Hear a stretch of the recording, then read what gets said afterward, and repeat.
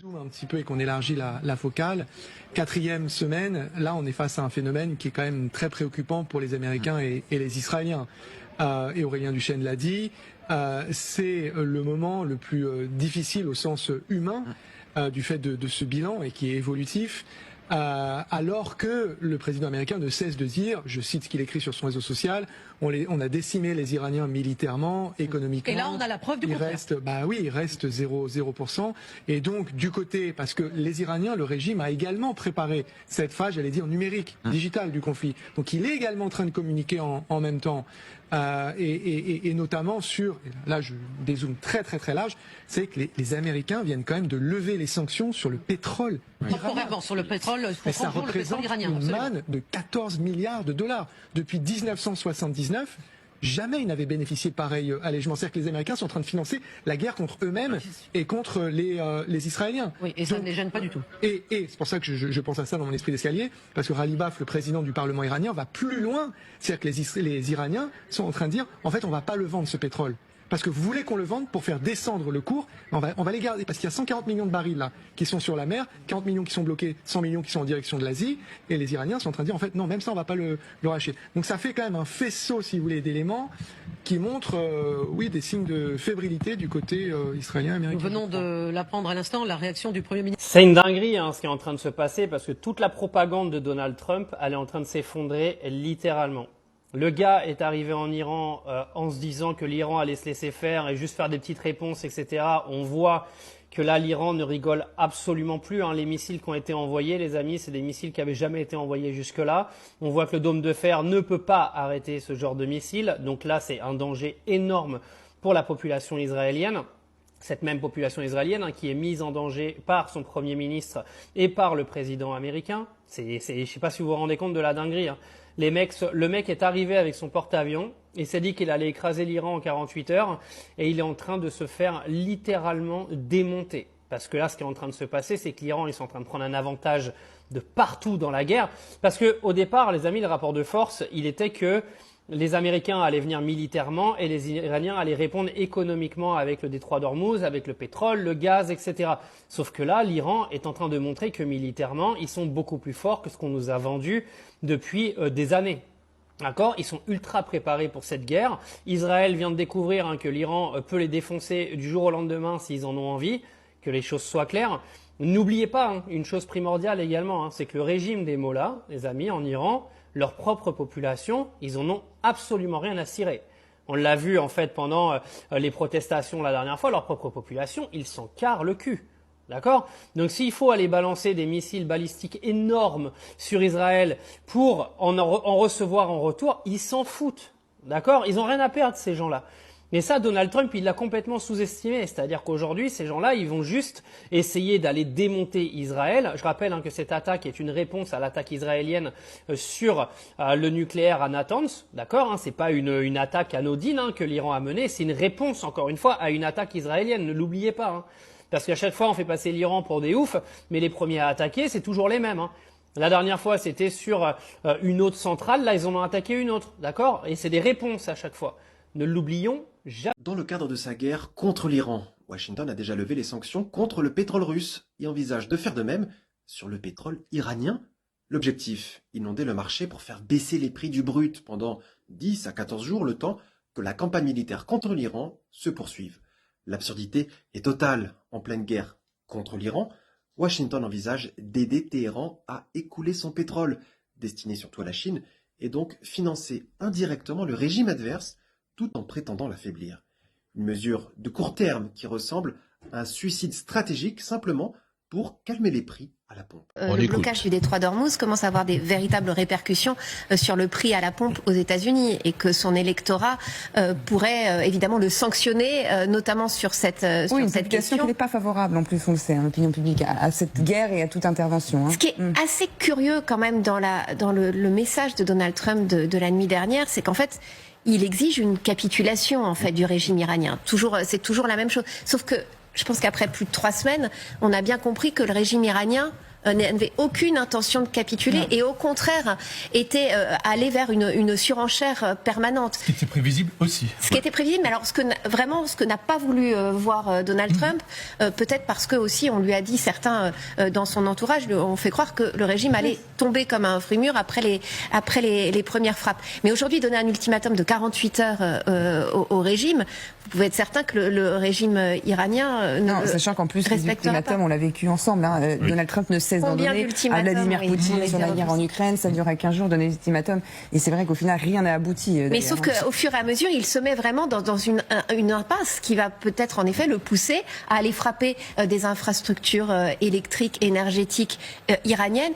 Donc une population iranienne qui sera directement la victime de tout ça. Si je comprends bien son raisonnement, il veut libérer le peuple iranien en bombardant une centrale de gaz naturel à cycle combiné, en détruisant des raffineries de pétrole, en empoisonnant leur air, en détruisant leurs ressources en eau douce, en faisant exploser leurs écoles primaires, parce que c'est ce qu'il fait. Cela prouve que Trump navigue à vue. Il n'a aucun objectif clair, aucune stratégie cohérente. Il ne sait plus comment terminer cette guerre, comment en sortir, ni encore moins comment la gagner. Il craque, il est à bout. Il ne s'attendait pas à une telle résistance iranienne. Il ne comprend pas que l'Iran ne cédera pas, ne capitulera pas. Quand tu vois un président multiplier les contradictions en affirmant que l'Iran n'a plus de missiles, alors que la réalité stratégique montre l'inverse, tu comprends bien que c'est juste pour occuper l'espace médiatique. C'est l'échec qui le pousse à agir ainsi. N'ayant pas d'issue, il réagit de cette façon. Mais après cette guerre, de nombreux pays regarderont les États-Unis avec dégoût. Et je ne parle même pas des pays du Golfe ou de leurs alliés européens. C'est le centre de recherche le plus secret, mais le plus connu au monde, parce que de toute façon, en Israël, c'est un pays si petit que tout le monde sait tout ce qui se passe partout. Et on peut le confirmer avec Dimona, le monde entier sait qu'il y a là-bas, voilà, une centrale nucléaire, même si le secret est censé être gardé. Donc ça, c'est pour expliquer le cadre et l'endroit où se trouve Dimona. Maintenant, pour répondre à votre question, Alice, oui, la symbolique est extrêmement forte. C'est une réponse à l'attaque contre Natanz qui a eu lieu ce matin. Il faut préciser que visiblement, ce qui a été visé à Dimona, c'est un abri dans lequel se cacheraient les habitants. Forcément, lorsqu'il y a une alerte, les habitants vont dans les abris. Mais qui sont les habitants qui vont dans les abris?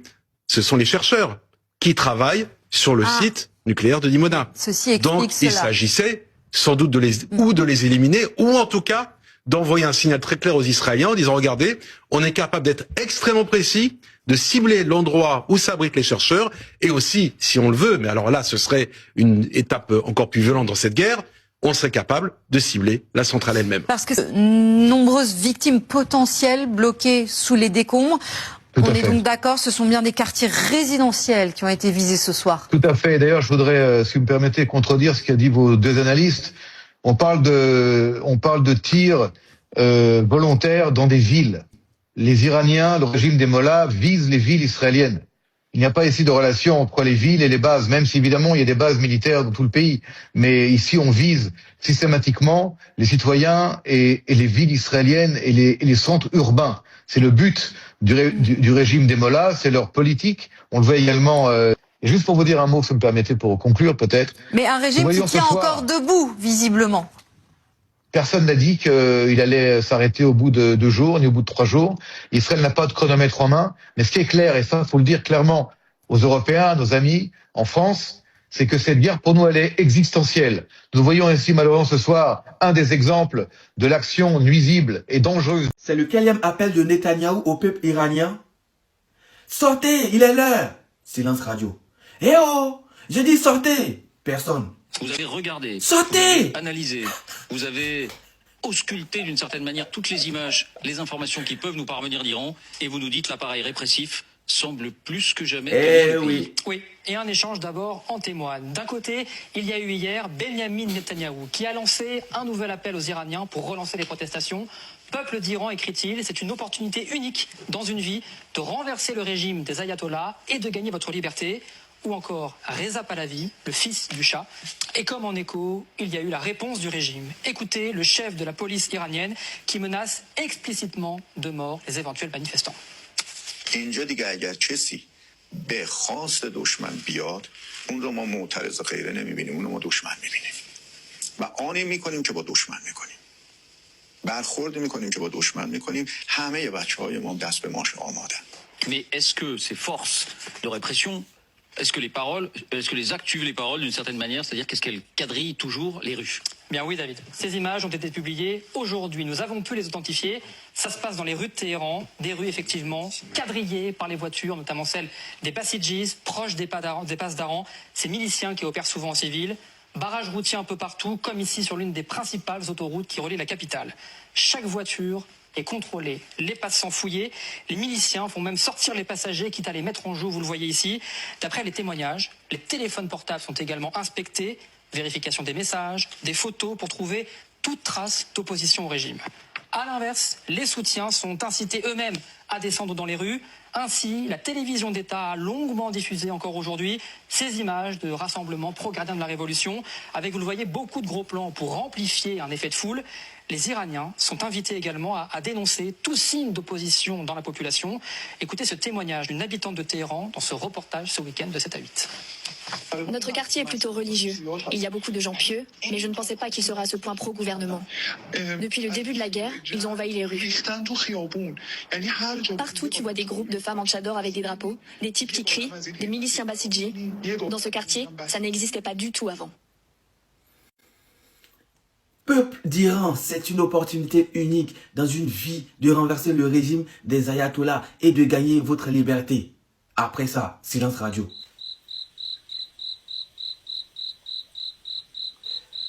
Ah, la paix du cœur. Silence. Personne ne parle. Personne ne sort. Que des criquets qui chantent. Ah, ça fait bien. Vous connaissez ce son-là? Avec le criquet. Souvent, pour une fois, même si tu vis dans une grande ville où il y a beaucoup de brouhaha et beaucoup de pollution et tout. Voilà, moi je suis sorti de tout ça. Je suis caché quelque part en Provence, dans un petit village bien, avec beaucoup de verdure et tout. Je suis bien. Du coup, je connais ce son maintenant tous les jours quand je me réveille. Mais tu sais, t'as déjà capté ce son où c'est silence radio. Tu es dans la forêt et puis c'est tellement silencieux, c'est assourdissant le silence qu'il y a les criquets que tu entends. Actuellement, quand Netanyahou il appelle les Iraniens, c'est exactement ce qui se passe. Le gars, il a fait toute sa stratégie autour des Iraniens. Alors, je vais bombarder. Je vais jamais m'arrêter. Ça, c'est la première, c'était le plan A. Le plan B, c'était que les Iraniens, ils sortent. Personne. Appelle. Reza Pahlavi, celui qui se prend pour l'héritier légitime, là, qui est caché quelque part ici en France. Sortez. Personne ne sort. Vous-même faites le job jusqu'au bout. Ils ne vous croient plus. Vous êtes en train de bombarder leur pays. Vous êtes en train de détruire leur pays. Vous êtes en train de tuer leurs femmes, leurs enfants, leurs maris. Vous pensez qu'ils vont vous faire confiance maintenant? Vous pensez qu'ils vont faire confiance maintenant? C'est fini ça. Ça, c'était le passé. Et vous avez vu comment les gardiens de la révolution, ils cadrent actuellement toutes les villes et tout. Ben, bonne chance. Ben, bonne chance, vous êtes prévenus. On dit, celui qui écoute l'ennemi pour aller se révolter actuellement, il sera considéré comme un ennemi. Et il y a une femme qui a témoigné là. C'est bizarre. Ça me fait bizarre que LCI aille prendre un vrai témoignage d'une femme qui dit, bizarrement, il y a beaucoup de supporters du régime qu'on le pensait. Et on est en train de le constater maintenant. Ah. C'est maintenant que vous le constatez. Ah. Bah, vaut mieux tard que jamais alors. Ah.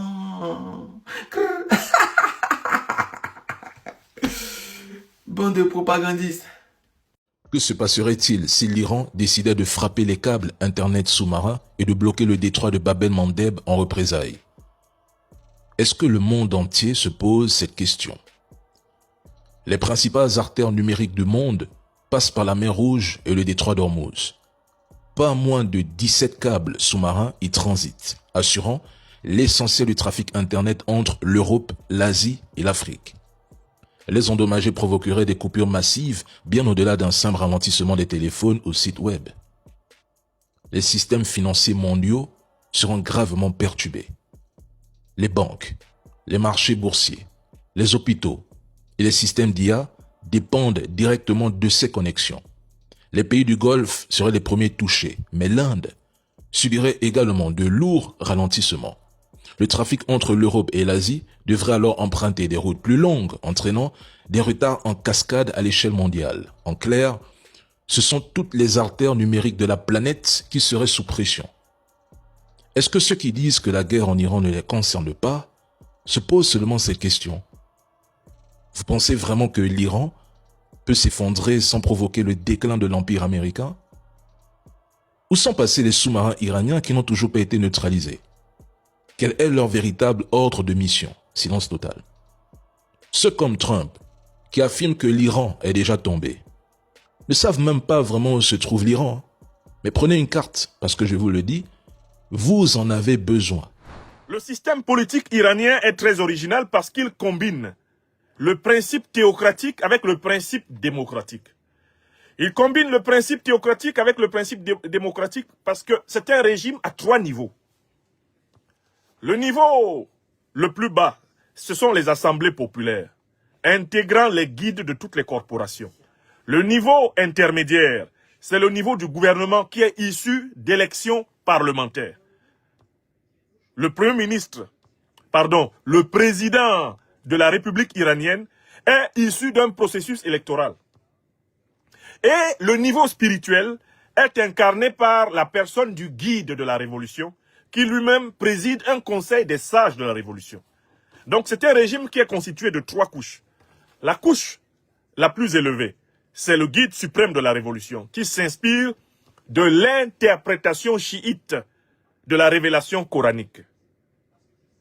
Il s'appelle aujourd'hui Ali Khamenei, et le premier grand guide suprême et bien spirituel de cette révolution s'appelait l'Ayatollah Ruhollah Khomeini. Deuxième niveau, le pouvoir du gouvernement, dirigé par le président de la République. Là, c'est Mahmoud Pezeskian. Il est élu par le peuple iranien. Et le troisième niveau, les assemblées populaires qui sont élues par le peuple iranien. Donc c'est un régime qui combine le principe de la théocratie, c'est-à-dire l'inspiration de l'islam chiite, et le principe de la démocratie, c'est-à-dire l'émanation de la volonté du peuple. Voilà l'équilibre dont est fait ce régime. C'est ce régime qui a conduit les Iraniens à avoir 11 200 $ par personne par an.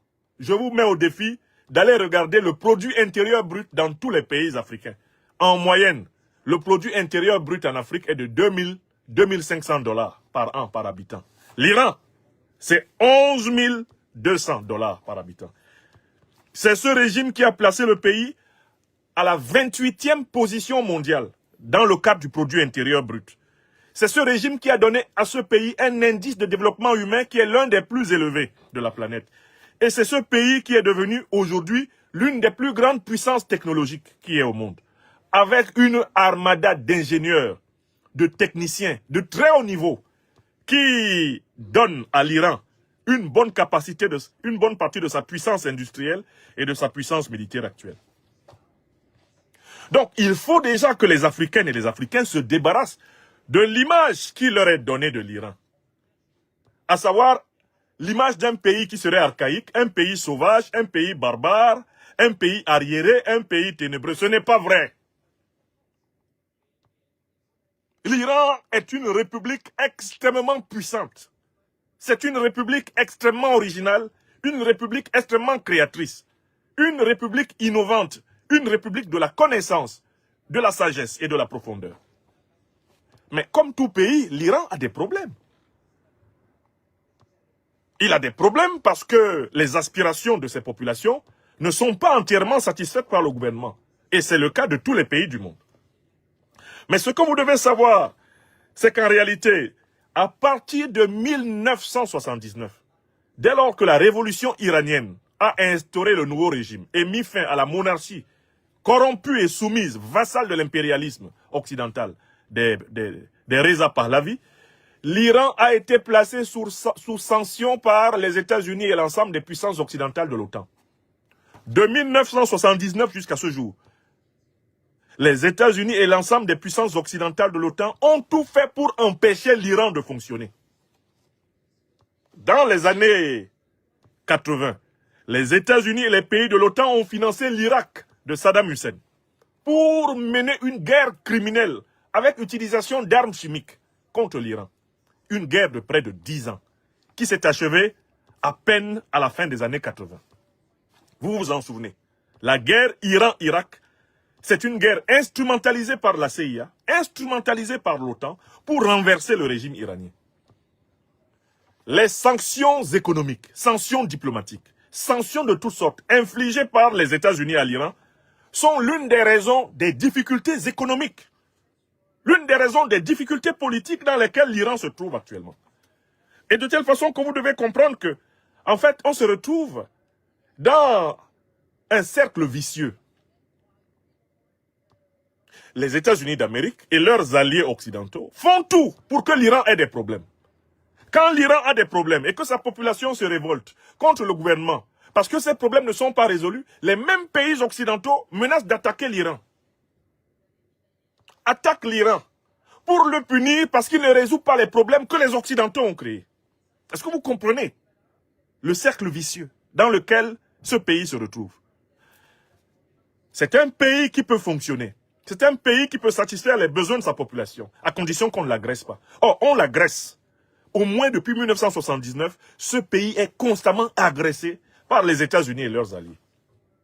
Donc ce pays est contraint d'être en guerre permanente pour maintenir sa souveraineté, en guerre permanente pour entretenir son modèle de civilisation, en guerre permanente pour maintenir, sa prospérité. Et ceux-là même qui lui font la guerre, c'est-à-dire qui le mettent dans les difficultés, lui reprochent de ne pas pouvoir résoudre les difficultés qu'il lui crée. Est-ce que vous comprenez? Africaines, Africains, est-ce que vous comprenez ce qui se passe en Iran? Je suis là ce matin pour vous aider à comprendre. Ce sont ceux-là même qui créent des problèmes à l'Iran, qui disent maintenant qu'ils vont à nouveau attaquer l'Iran pour punir l'Iran de n'avoir pas résolu les problèmes qu'ils lui ont lui-même créés. Astaghfirullah. On peut faire ça à l'homme? Qui empêche l'Iran de commercialiser tranquillement son pétrole et son gaz? Ce sont les États-Unis. Et quand l'Iran se retrouve en difficulté financière pour satisfaire les besoins de la jeunesse, de sa jeunesse, qui est derrière cette jeunesse, pour l'encourager à se révolter contre le gouvernement? Ce sont les mêmes États-Unis et leurs alliés occidentaux. Et quand le gouvernement réagit pour sanctionner les excès des manifestants qui détruisent les bâtiments, détruisent les ponts, détruisent des usines, détruisent des biens qui ont été chèrement acquis par les Iraniens, quand l'État réagit pour dire « vous ne pouvez pas détruire cela même que nous avons construit avec notre sueur, notre sang et nos larmes », quels sont ceux qui prétendent maintenant venir défendre les révoltés, les insurgés iraniens contre le gouvernement? Et ce sont les mêmes États-Unis et leurs alliés occidentaux. Donc, dans cette première partie de mon exposé ce matin, je voulais vous faire comprendre que l'Iran est un pays vivant. C'est un pays plus avancé que la plupart des pays africains, sur tous les plans. Sur le plan social, économique, culturel, sur le plan technologique. C'est un pays qui est en avance sur la plupart des pays africains. Donc déjà, il ne faut pas les regarder comme les Occidentaux veulent nous les faire regarder.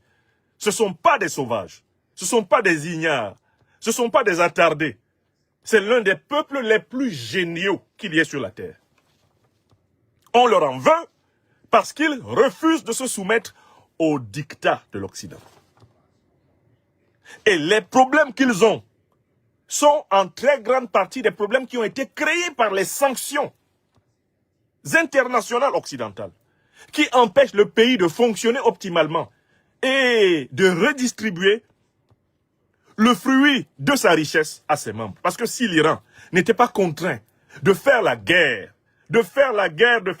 pour survivre depuis 1979, je suis sûr que le produit intérieur brut iranien ne serait pas simplement de 11 200 $ par an par habitant, il serait facilement de 100 000 $ par an et par habitant. Si on avait foutu la paix à l'Iran. Et ce sont ceux qui emmerdent l'Iran, qui l'empêchent justement de fonctionner de façon optimale pour son propre peuple, qui viennent maintenant à nouveau dire « nous allons attaquer l'Iran parce que l'Iran n'a pas été capable de résoudre les problèmes que nous lui avons créés ». Je viens, je te coupe le courant chez toi. Et ensuite, je reviens te punir parce que tu n'as pas d'électricité. Voilà ce que fait l'Occident. Il vient, il t'inocule une maladie incurable. Et comme tu souffres de cette maladie incurable, il décide de te punir parce que tu n'es pas capable de te guérir. Voilà ce que fait l'Occident. L'Occident te crée des problèmes. Et quand il te crée des problèmes et que tu as du mal à trouver des solutions, il te punit parce que tu ne trouves pas des solutions aux problèmes qu'il t'a créés. Voilà ce que fait l'Occident. Les mêmes qui sont à l'origine de la déstabilisation de l'Iran veulent punir l'Iran parce que l'Iran combat la déstabilisation. Est-ce que vous comprenez? On peut donc passer à la deuxième partie.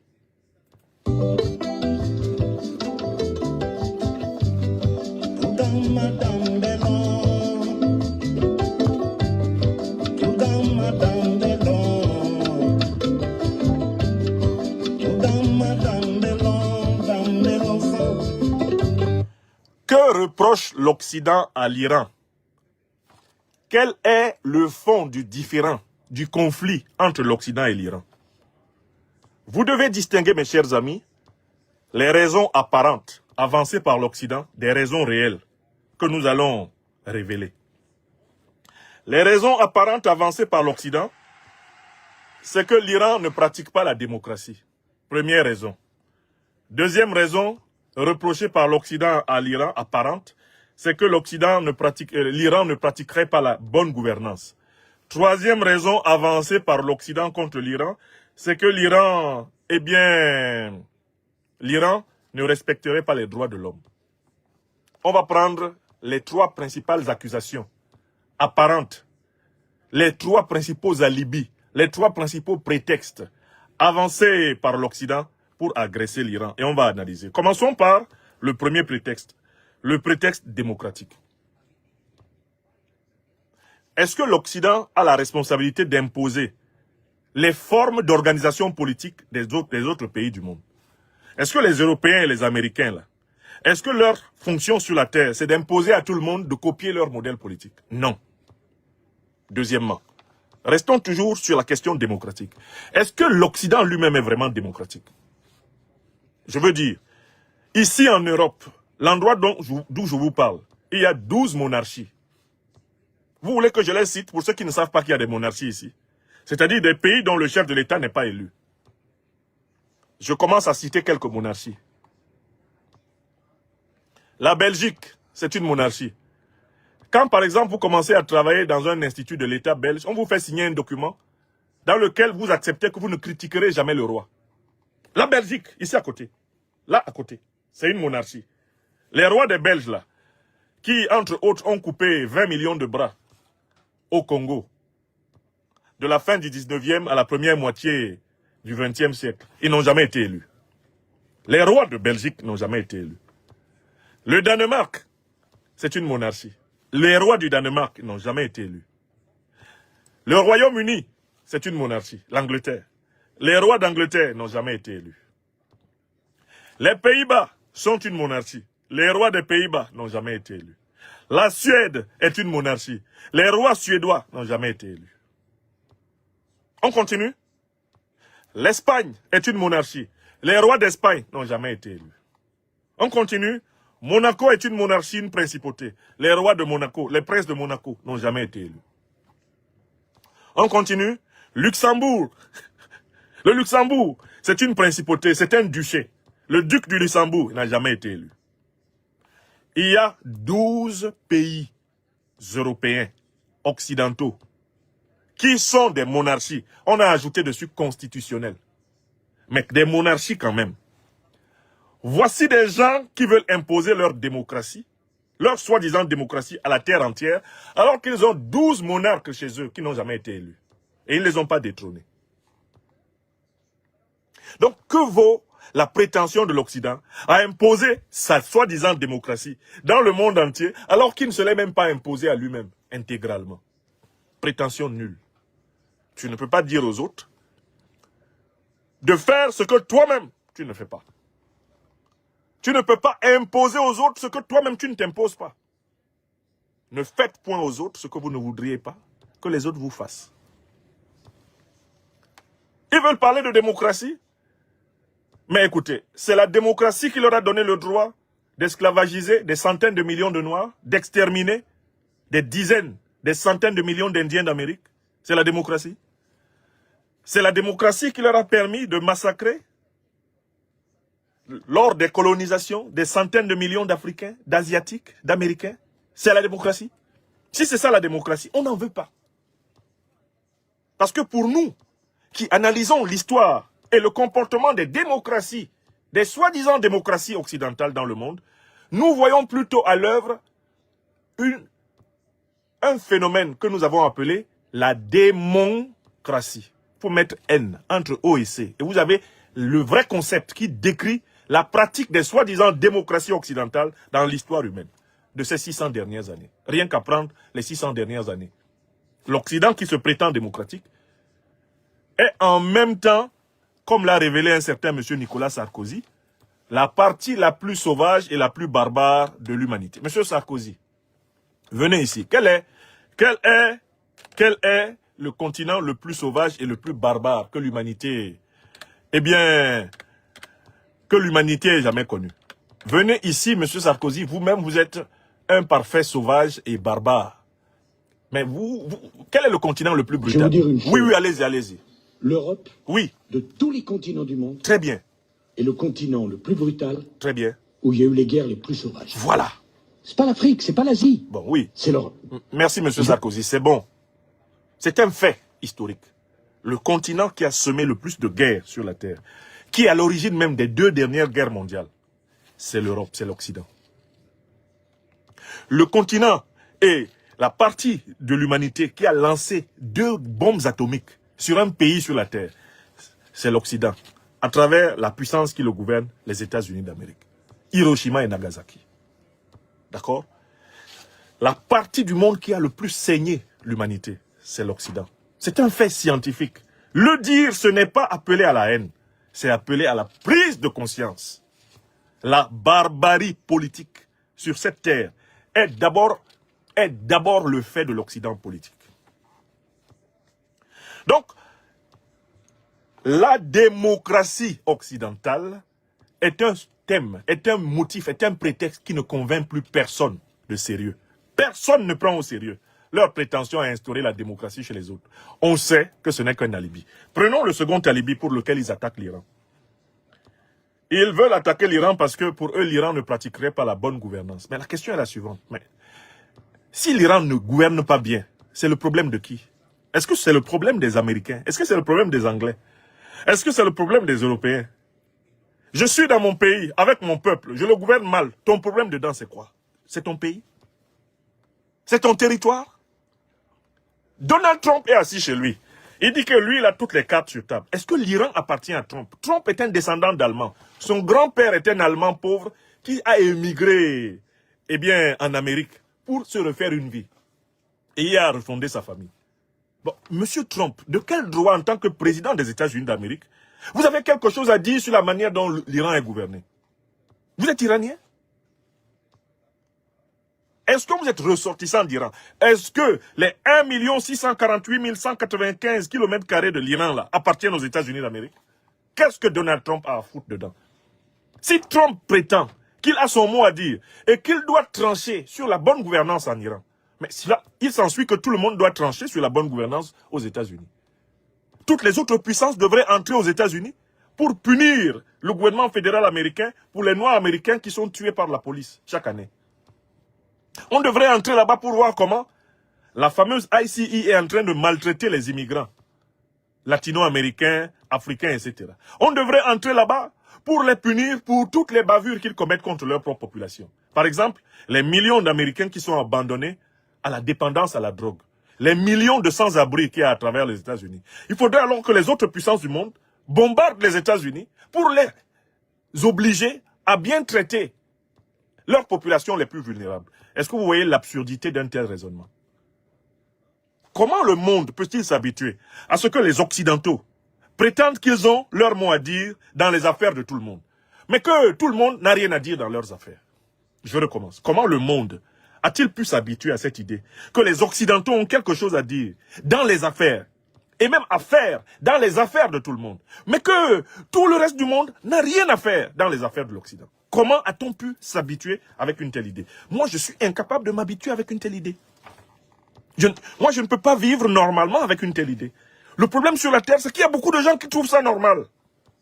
Ils ont normalisé l'absence de normalité. Ils ont normalisé l'anormal. Ils ont écarté la norme et ils ont normalisé l'écart, comme le disait le professeur Hubert Monondiana du Cameroun. Ces impérialistes occidentaux ont normalisé l'écart et ont écarté la norme. On ne se mêle pas de vos affaires. Vous choisissez Macron comme vous voulez, Starmer comme vous voulez, Merz comme vous voulez. Les Iraniens ne s'en mêlent pas. Vous choisissez Donald Trump comme vous voulez. Les Iraniens ne s'en mêlent pas. Mais vous voulez vous mêler de la gouvernance de l'Iran.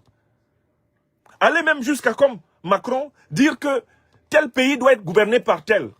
Macron s'est levé, il a dit, Miguel Urrutia doit gouverner le Venezuela parce que je trouve qu'il est meilleur. Mais monsieur Macron, est-ce que les Vénézuéliens choisissent le président français? C'est très grave. Donc la bonne gouvernance est une affaire entre les gouvernants et leur peuple. La redevabilité des gouvernants concerne leur peuple. Elle ne concerne pas les puissances étrangères, les nations étrangères. Enfin, ils viennent sur la question des droits humains. Ils disent que la République islamique d'Iran ne respecte pas les droits humains. Ok, d'accord. Je suis prêt à reconnaître que, incontestablement, il y a des violations des droits qui sont proclamés par la charte de l'ONU. Il y en a. Mais dans quel pays il n'y en a pas de violation des droits humains? Tous les Africains qui ont été massacrés par la France, depuis la période de la traite négrière, jusqu'à ce 21e siècle, il y a eu procès où pour condamner les massacreurs? Ceux qui ont tiré là, en novembre 2004, sur 60 Ivoiriens, devant l'hôtel Ivoire à Abidjan, ils ont été jugés où? C'était pas une violation des droits humains? Les troupes françaises qui ont tiré, par exemple, sur le chemin, quand elles se retiraient de plusieurs pays sahéliens, qui ont tiré sur les foules, est-ce qu'on a jugé ces militaires qui ont tiré sur les foules?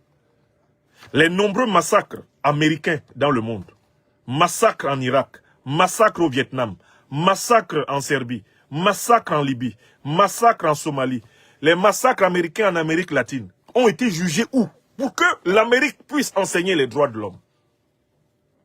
Nelson Mandela l'a rappelé un jour, en plein New York, à un journaliste américain qui osait lui faire la morale, en lui disant, est-ce que vous savez que la puissance qui a commis les crimes les plus atroces, les plus innommables, c'est la puissance américaine?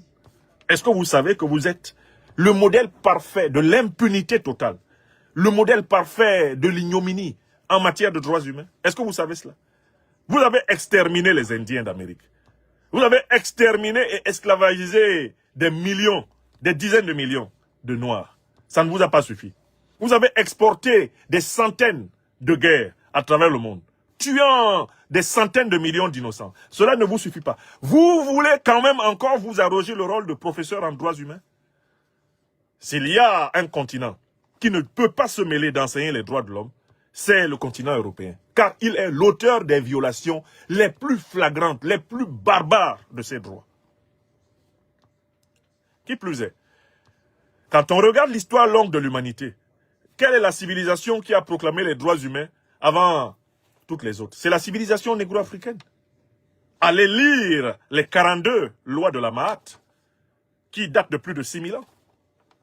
Allez lire la charte de Kouroukan-Fougan en 1236. Et revenez nous voir avec votre déclaration des droits de l'homme français, pas de la femme d'ailleurs, et du citoyen qui date de 1789, ou la déclaration universelle des droits de l'homme qui date de 1948. Arrêtez de vous foutre du monde.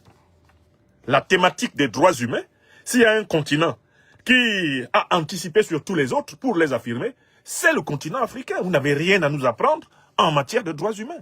Nous étions hommes avant vous. Avant que vous ne fûtes, oh, occidentaux, nous étions.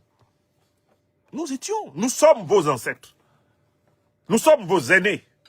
L'Afrique a un droit d'aînés sur tous les peuples de la terre. Première civilisation. Berceau de l'humanité. Vous ne pouvez pas venir nous apprendre ce que c'est qu'être humain, alors même que l'humanité vous a été transmise par nous.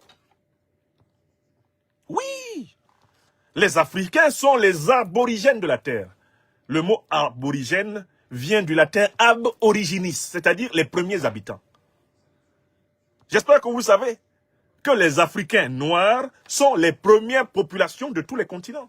Et que vous-même, avec la couleur de peau blanche que vous avez, vous êtes des descendants d'anciens nègres qui ont connu la mutation de la perte de la mélanine dans des conditions climatiques de non-exposition permanente au soleil. Vous devriez tous vous tourner partout dans le monde vers l'Afrique en signe d'adoration, de vénération et de reconnaissance. Car c'est l'Afrique qui a été le lieu où l'humain a été créé par Dieu. Le jardin d'Éden, c'est chez nous en Afrique. C'est par hasard si le continent qui a la plus grande concentration de ressources naturelles faramineuses et extraordinaires, c'est l'Afrique. Elle a été pensée ainsi par le génie absolu, le génie cosmique, le Tout-Puissant.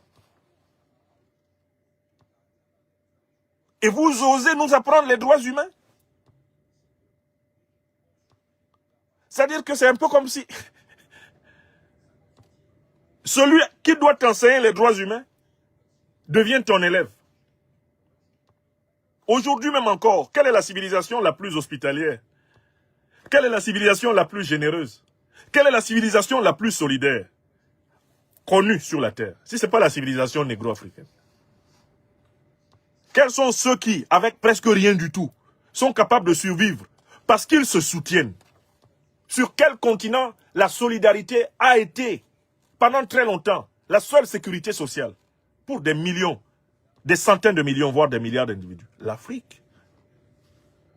L'Afrique. Beaucoup d'entre nous ne seraient pas vivants s'ils n'étaient pas africains. Si nous étions nés dans d'autres continents, par exemple le continent européen, la plupart d'entre nous ne serions pas vivants. Parce que nous serions nés dans un continent où les liens sociaux sont tellement distordus que nous aurions été abandonnés très tôt à la malmort, comme on les voit.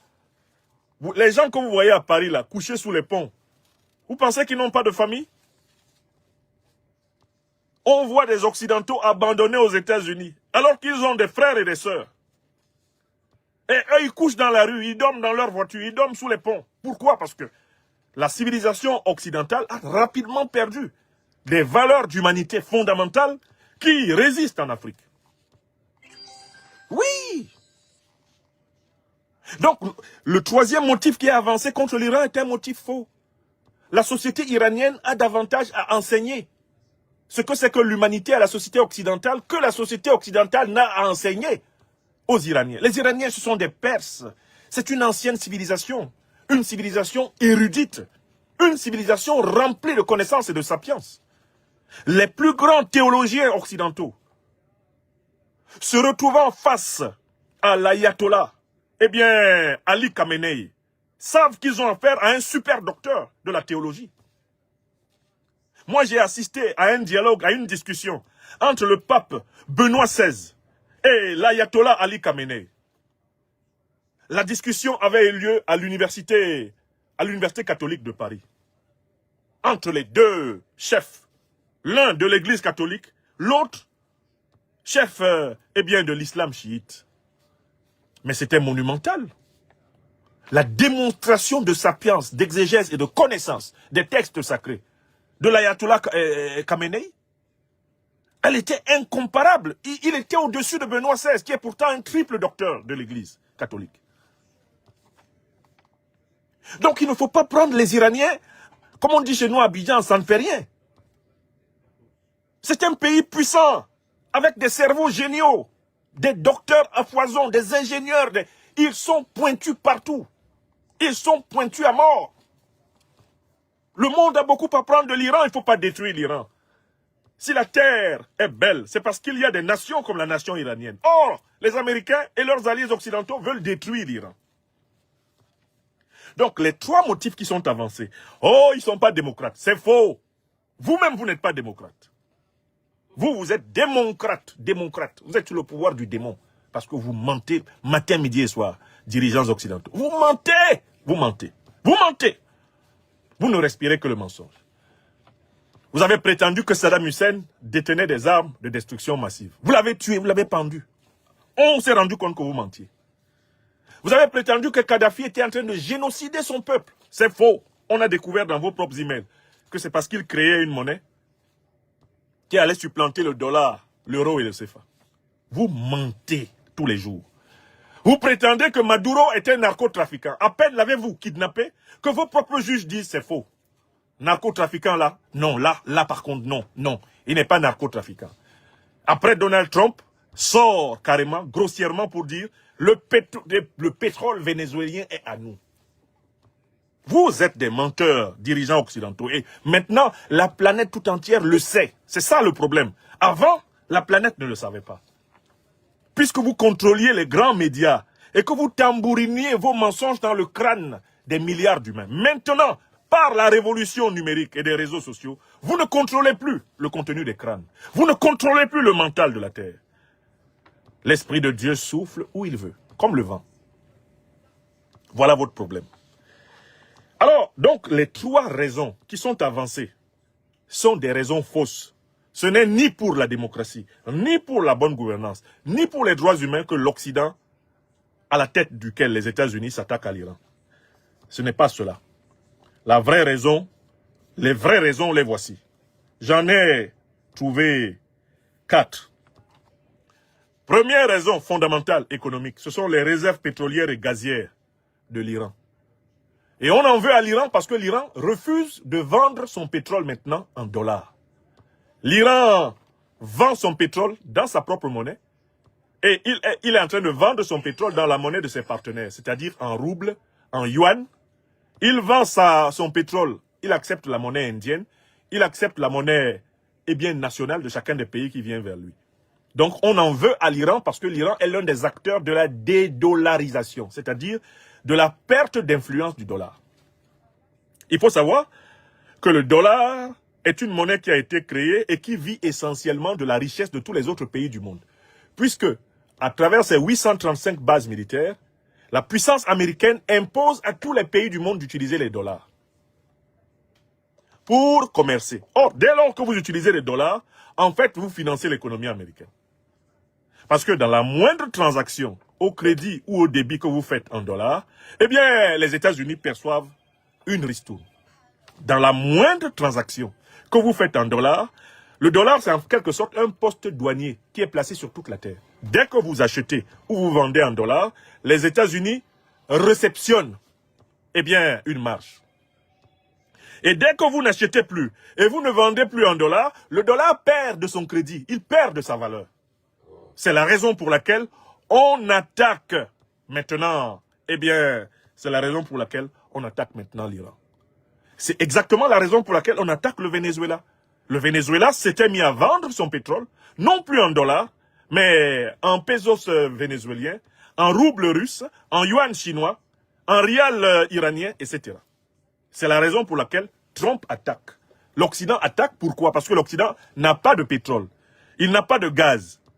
Et il tient à avoir un approvisionnement quasi gratuit dans ces matières premières stratégiques qui sont la condition du fonctionnement de son industrie. Voilà la première raison.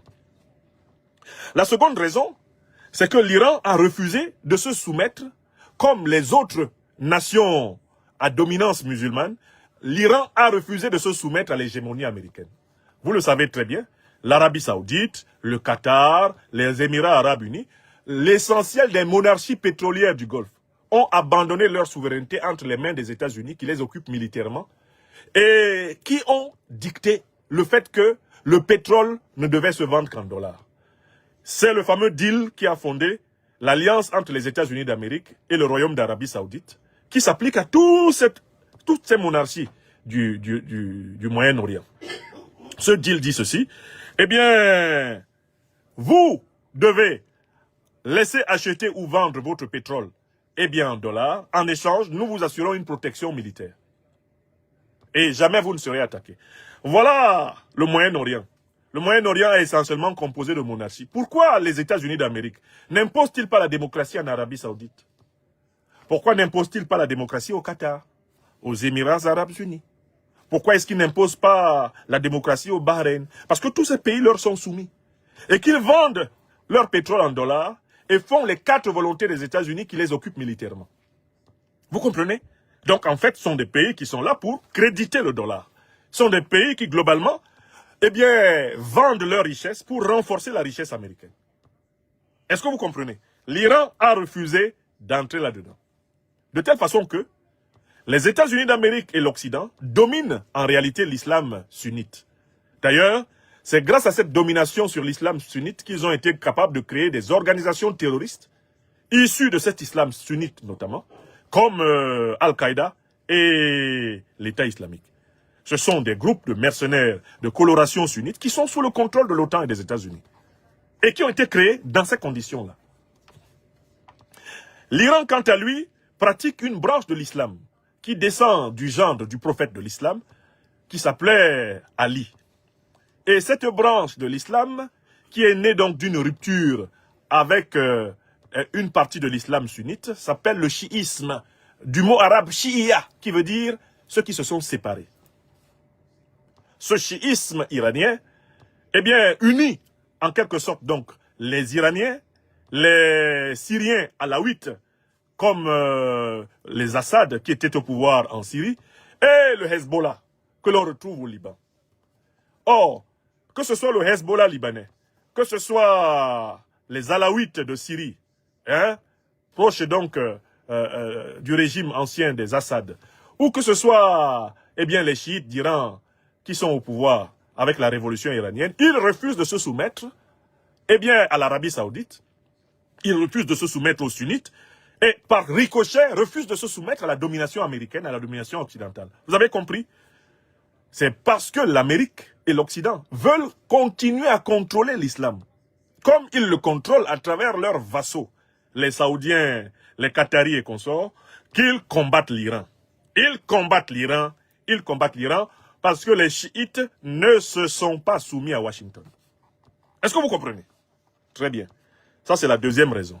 Le contrôle est bien de l'islam. Et son instrumentalisation trouve une limite en Iran. L'Iran résiste au contrôle de l'islam par l'Occident. Troisième raison.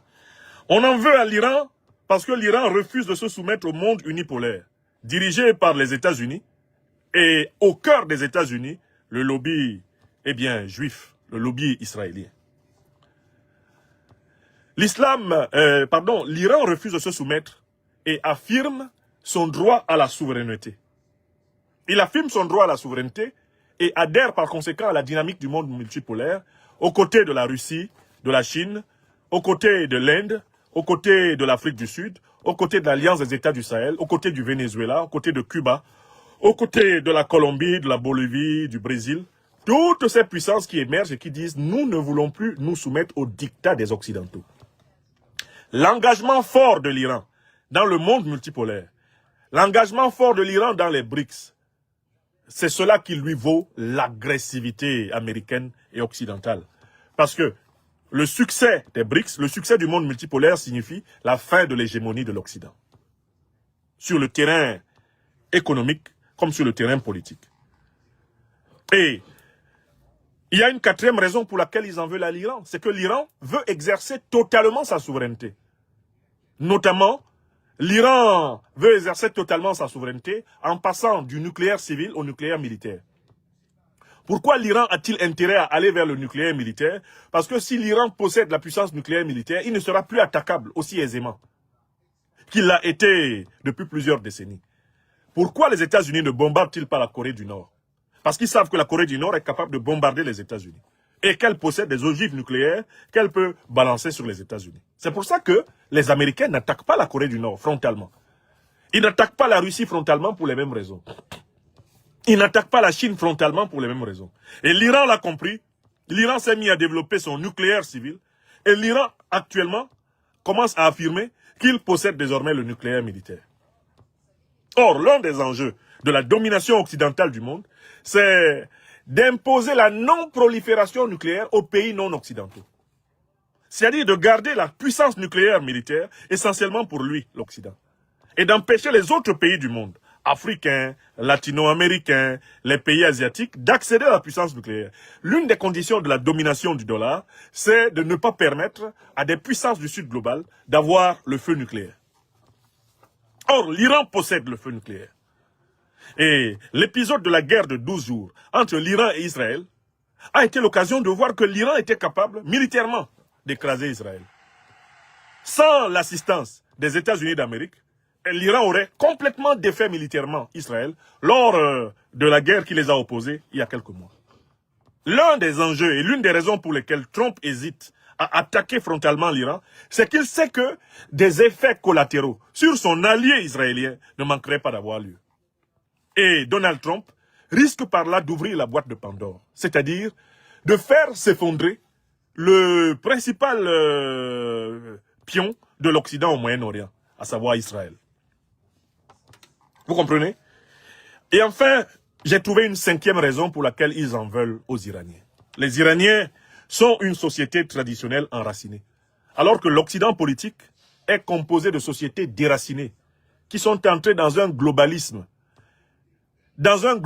transhumaniste et pervers. Les sociétés occidentales ont perdu leurs racines. Ce sont des sociétés où on ne connaît plus la différence entre l'homme et la femme. Ce sont des sociétés où on ne sait même plus ce que c'est qu'une famille. Ce sont des sociétés où les individus n'ont même plus d'identité sexuelle, ils n'ont même plus d'identité de genre. Ce sont des sociétés dépersonnalisées. Ce sont des sociétés qui ont chaviré. Sociétés sans repère. Des sociétés perdues.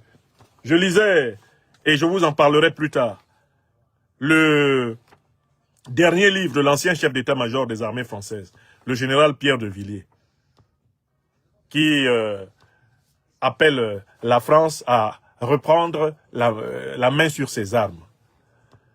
Et le général Pierre de Villiers dit que l'une des raisons de la faiblesse et du déclin et de l'effondrement de la France, c'est la perte des valeurs de civilisation traditionnelle, la perte des repères. L'Occident, comme la France en particulier, sont des espaces dans lesquels les enfants grandissent bourrés dans leur crâne par des idées confuses, qui leur sont enseignées par des adultes eux-mêmes qui ne savent plus qui ils sont. Oui! Et on en veut à l'Iran parce que l'Iran n'est pas entré dans la vulgate. La vulgate dépersonnalisatrice, la vulgate de la perversion, la vulgate de la confusion, la vulgate de la dilution de la famille traditionnelle humaine, que l'Occident veut présenter comme une évolution, que l'Occident veut présenter comme vraiment l'accomplissement suprême de l'humanité. Alors même que, au même moment, on voit que la démographie occidentale s'effondre à cause de ça. On voit que les jeunes couples ont du mal à fonder des familles et à faire des enfants à cause précisément de toute cette indécision qui règne sur ce que c'est qu'être un homme, ce que c'est qu'être une femme, ce que c'est qu'être une famille. On voit très bien cela, mais on continue la tête baissée. L'Iran refuse de se soumettre à cette domination de la perversion. On en veut à l'Iran parce que c'est un pôle de résistance contre la destruction de la famille humaine traditionnelle. Est-ce que vous comprenez? Voilà la cinquième raison pour laquelle l'Occident veut faire tomber l'Iran. Je reprends les raisons. L'Occident veut mettre la main sur les réserves pétrolières et gazières de l'Iran. L'Occident veut en réalité dominer l'islam chiite, comme il domine l'Occident sunnite, l'islam sunnite, qu'il manipule à travers ses organisations de mercenaires terroristes, Al-Qaïda et l'État islamique. Troisième raison, l'Occident en veut à l'Iran pour sa contribution à la création du monde multipolaire, la création des BRICS, c'est-à-dire en réalité la fin de l'hégémonie économique, politique, diplomatique, de l'Occident sur le monde. Quatrième raison, l'Occident en veut à l'Iran parce que l'Iran est en marche vers la souveraineté géostratégique, géopolitique totale, notamment avec le contrôle du nucléaire civil vers le contrôle du nucléaire militaire. Il ne faut pas que l'Iran en arrive là parce qu'on ne pourra plus le piller, on ne pourra plus le bombarder, on ne pourra plus le terroriser. Cinquième raison, l'Occident en veut à l'Iran parce que l'Occident a perdu ses traditions. L'Occident est tombé dans un globalisme déraciné, alors que l'Iran est l'une des grandes civilisations enracinées du continent. L'Iran conserve ses racines perses et pratique un islam original, l'islam chiite, qui n'a rien à envier à l'islam sunnite et qui a le droit d'exister, comme toutes les nuances de la belle religion islamique, dans la tolérance et le respect mutuel des différences. La deuxième partie de cette conférence s'est ainsi achevée. Vous avez compris les vraies raisons. Ce n'est pas la démocratie, la bonne gouvernance et les droits de l'homme, allégués par l'Occident, qui sont les causes de son agression contre l'Iran. C'est d'ailleurs très marrant d'imaginer que Donald Trump aime le peuple iranien. Qui peut croire en cela? Qui est assez fou pour croire que Donald Trump aime les Iraniens? Il aime tellement les Iraniens, qu'il est prêt à faire une guerre pour eux. Qui croit cela? personne de sérieux, ni aux États-Unis, ni en Europe, ni en Afrique, ni en Asie, ni dans les îles des océans Atlantiques et Indiens, personne de sérieux ne peut croire que Donald Trump soit tombé amoureux du peuple iranien. C'est aussi marrant de dire cela que de croire que Donald Trump s'est mis à bombarder la région de Sokoto au Nigeria parce qu'il est amoureux du peuple chrétien du Nigeria. Pour défendre les chrétiens nigériens, Donald Trump, dont le christianisme est davantage proche du crétinisme que de la loi d'amour, serait-il prêt à venir sacrifier des soldats américains pour protéger des chrétiens nigériens? Mon œil, personne n'y croit. Le même qui nous a dit que l'Afrique était un shithole country. Hein? Le même qui a mis en place une politique d'immigration pour chasser le maximum d'étrangers non blancs du sol américain. Il peut dire à qui qu'il l'aime. Sont bien naïfs les Iraniens qui se donnent la mort en espérant que Donald Trump puisse les magnifier, qu'il les glorifie et qu'il les récompense. Bien naïfs, bien nuls sont-ils, qui espèrent la protection de leur ennemi principal. Celui même qui sabote l'Iran. C'est celui-là qui prétend protéger les victimes de son sabotage. Venons-en à la troisième partie de notre conférence, et c'est la conclusion, les leçons pour l'Afrique. Qu'est-ce qu'on en tire? Qu'est-ce qu'on tire de tout ceci? C'est très important, toujours, de faire un retour sur nous-mêmes.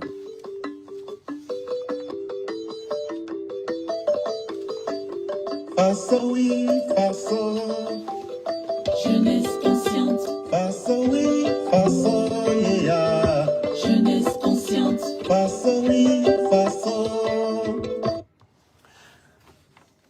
Troisième et dernière partie de cette conférence du 13 janvier 2026. Quelles sont les leçons que nous, Africains, devons tirer de ce que nous savons, de ce qui se passe réellement en Iran? Quelles sont les leçons que nous devons en tirer? Premièrement, moi j'ai dégagé 4 leçons qu'on peut en tirer. Peut-être que vous en trouverez d'autres. Même pour moi, il y a 4 leçons essentielles de ce qui se passe entre l'Occident politique et l'Iran. Première leçon, nous, Africains, ne devons plus jamais tomber sous le charme de la diabolisation occidentale de qui que ce soit sur la Terre. C'est ce que je peux appeler une leçon médiatico-psychologique. Plus jamais les Africains ne doivent tomber sous le charme des campagnes de diabolisation initiées par les grandes puissances impérialistes occidentales. Parce que nous en avons été victimes plusieurs fois. Nous sommes passés par des erreurs d'appréciation. Parce que pendant longtemps, nous étions drogués par les médias occidentaux qui monopolisaient la circulation de l'information et ainsi pouvaient s'adonner sans difficulté à la désinformation. Souvenez-vous de comment on nous a fait détester Ceausescu avant de le tuer. Souvenez-vous de comment on nous a fait détester Kadhafi avant de le tuer. Souvenez-vous de comment on nous a fait détester Saddam Hussein avant de le tuer. Souvenez-vous comment on nous fait détester. On nous a fait détester Maduro avant de le kidnapper. Souvenez-vous de comment on nous a fait détester Yasser Arafat tout au long de sa vie. Souvenez-vous de comment on nous a fait détester Kadhafi. Comment on nous a fait détester Sankara. Comment on a tout fait pour nous faire détester Nelson Mandela. Comment on a tout fait pour nous faire détester les Ruben Umnyobe, les Boganda, avant de les éliminer. Souvenez-vous de comment on nous a fait détester Ernesto Che Guevara avant de le tuer. Amilcar Cabral avant de le tuer. Nous avons suffisamment d'exemples de leaders du Sud global qui ont été diabolisés copieusement par les campagnes criminelles de l'Occident avant d'être éliminés. Et au moment où ils étaient éliminés, certains d'entre nous avaient la faiblesse de penser que c'était bien fait pour eux. La première leçon que l'Afrique doit noter, c'est que quand l'Occident pointe un dirigeant dans ce monde et le présente comme le diable, il faut d'abord par précaution méthodologique et épistémologique soutenir d'abord ce dirigeant. Parce que quand l'Occident vous déteste, cela veut justement dire que vous êtes opposé à ses intérêts néocolonialistes et impérialistes. Ça, c'est la leçon numéro 1. Quand j'ai vu la campagne de diabolisation orchestrée par les grands pays occidentaux contre l'Iran, j'ai compris que l'Iran avait raison. Parce que cela m'a rappelé toutes les campagnes similaires orchestrées par les grands pays occidentaux contre des dirigeants du Sud global qui, finalement, étaient innocents de ce dont on les accusait. Donc, qu'on ne reprenne plus jamais les Africains en train de répéter les dictées diabolisatrices des dirigeants résistants du monde, des dictées rédigées par l'Occident dans ses officines mensongères, propagandistes, des officines d'intoxication.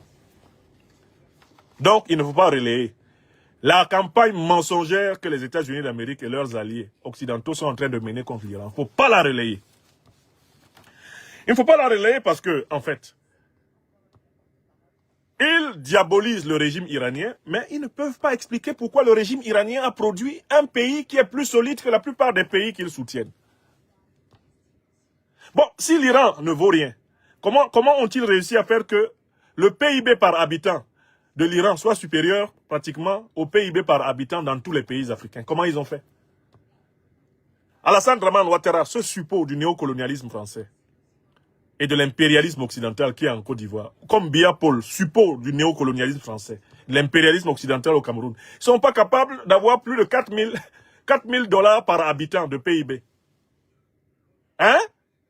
L'Iran est à 11 200 $. Si l'Iran ne valait rien, comment vos meilleurs élèves, vos élèves préférés en Afrique ne sont même pas capables de faire la moitié de ce que fait l'Iran? Hein? Et il faut résister à ça. Deuxième leçon pour l'Afrique.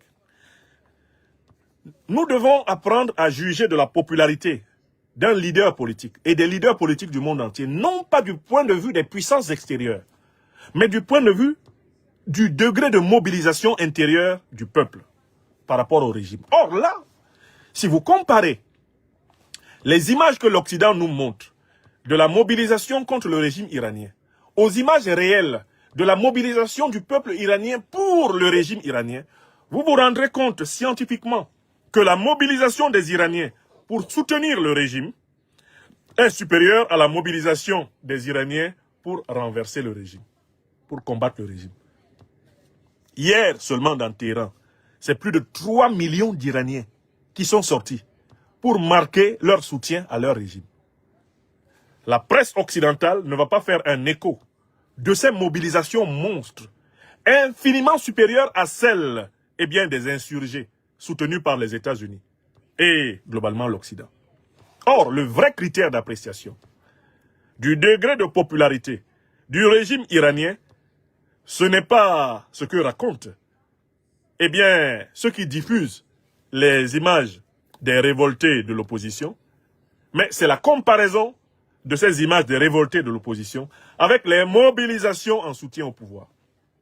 Objectivement, quand je prends les images des révoltés de l'opposition et que je les compare aux images de la mobilisation des partisans du pouvoir, je constate que le pouvoir iranien est infiniment plus populaire que ne le pensent les médias occidentaux. Donc, le bon critère, c'est de sonder de l'intérieur. Ne nous laissons plus dicter la définition de celui qui est populaire par la manipulation médiatique occidentale.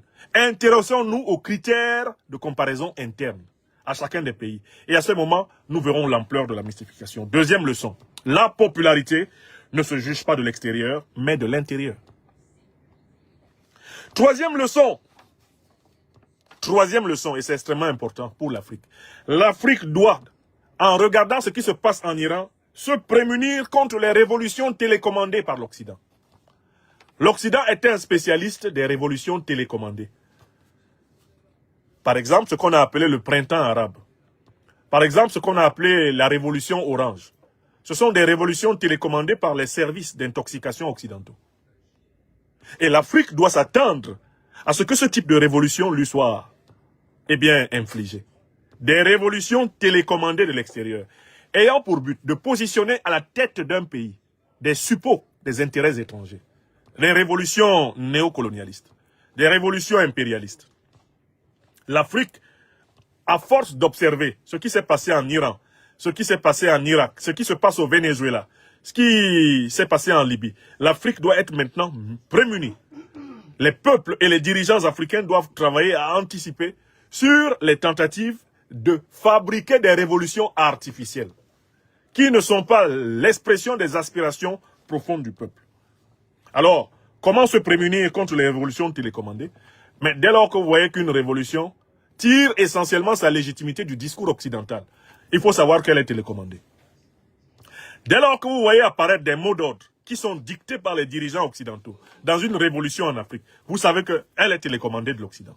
Dès lors que vous vous rendez compte que des révolutionnaires détiennent des moyens de propagande, des moyens d'action qui sont exceptionnels et qui proviennent très clairement en droite ligne des ONG occidentales, vous savez que c'est une révolution télécommandée.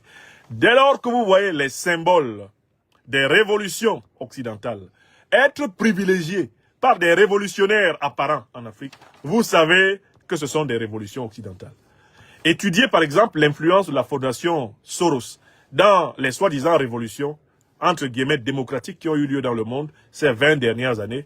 Vous vous rendrez compte que l'essentiel de ces révolutions a été conçu à New York. Ont été conçues à Washington, au siège de la fondation Soros. Et elles ont été exportées. Elles ont été littéralement livrées, clé en main, à des groupuscules qui ont été financés afin de provoquer des changements de régime en faveur des intérêts capitalistes, ultra-capitalistes, ultra-libéraux occidentaux. Ça, c'est la troisième leçon.